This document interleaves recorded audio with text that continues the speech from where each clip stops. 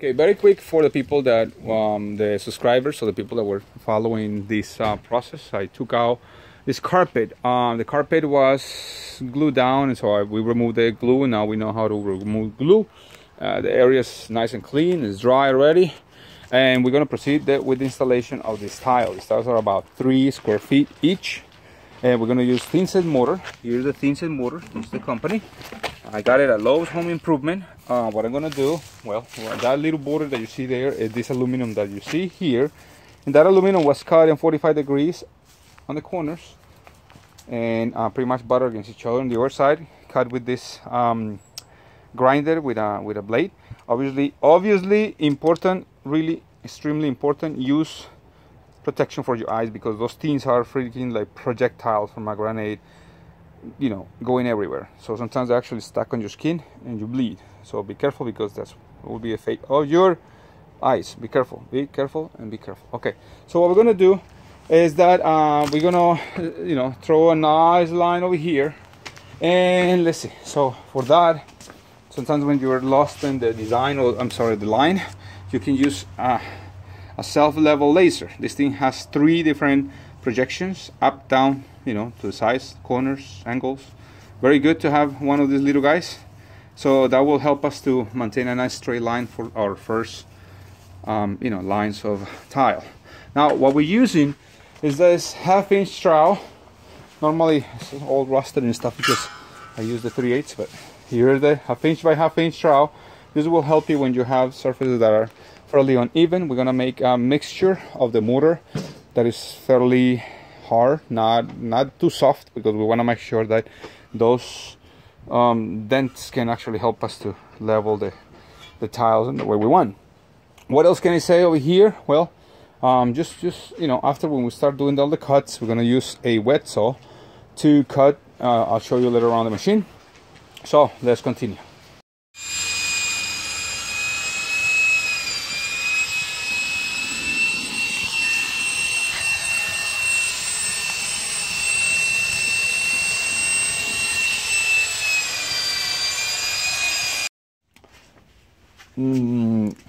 By having the major section installed, in this case, because of this huge tile and how thick it is and all that stuff, it's a little more, it will take a lot more time. If you don't have the time, obviously you will have to, you know, cut and install little by little.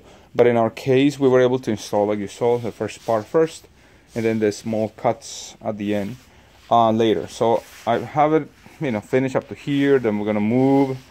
You know, as I move, I start kind of just removing the tiles and installing them as I go.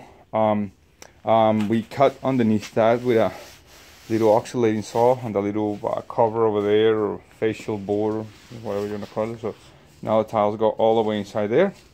And you know, many times I don't show the type of cutter that I use. So this is a company called Cobalt. They make this type of saw.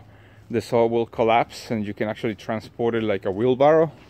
It's really good. I mean, it has a laser and it has a light, so it has a different type of you know, different type of possibilities. You can cut in angles, you can cut, you know, different thicknesses at different speeds. So just look for that thing. I bought it at Lowe's Home Improvement for your reference. I wish they were paying me for this thing. I'm gonna have to start making videos about that. But anyway, that's the one. So we have the grout over here. It's called charcoal. It's a sanded grout, and that's what we're gonna use next. So, you know, I'll show you later how it looks like. It's a really dark color, kind of to mimic the color of the joints and the, you know, tile. So let's continue. Well, I jumped in a huge way on this project. But because, you know, a lot of the times, if you're a subscriber, if you're not, please subscribe right now. But if you're a subscriber, you see sometimes how I do these projects and all the stuff, so they're lengthy or whatever.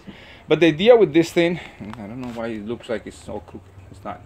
Anyway, the idea is that these tiles come with a pattern.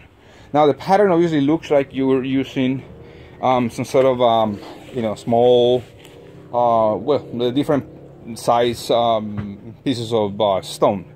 But when you buy these things, sometimes they come with the same pattern, like in this case, for instance. Here starts with a full block, and then it finishes with two little blocks on the end, right?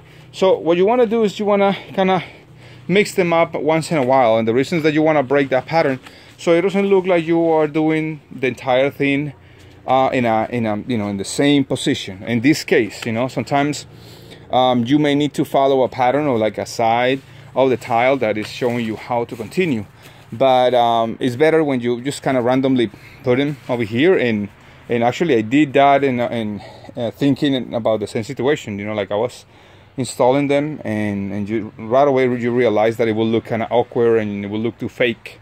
And if you want to give that kind of impression of some sort of like a natural stone installation, you want to just be as random as possible.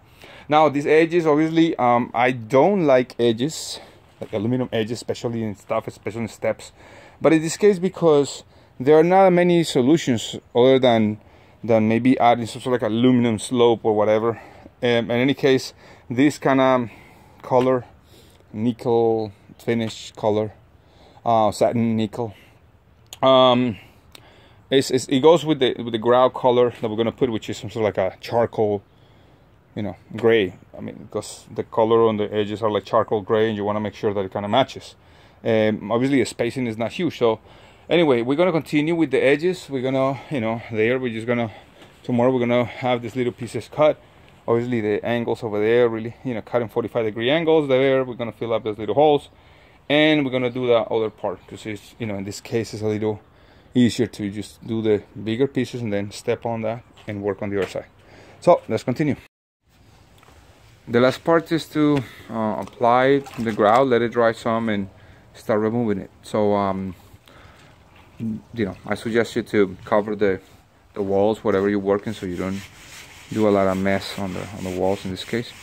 But that's it. So I hope this video will help you to understand how to make your own projects. Okay, if you have any questions, any suggestions about videos or something, let me know. I will be happy to work on those things when possible. Okay, so see you in the next one. Bye bye.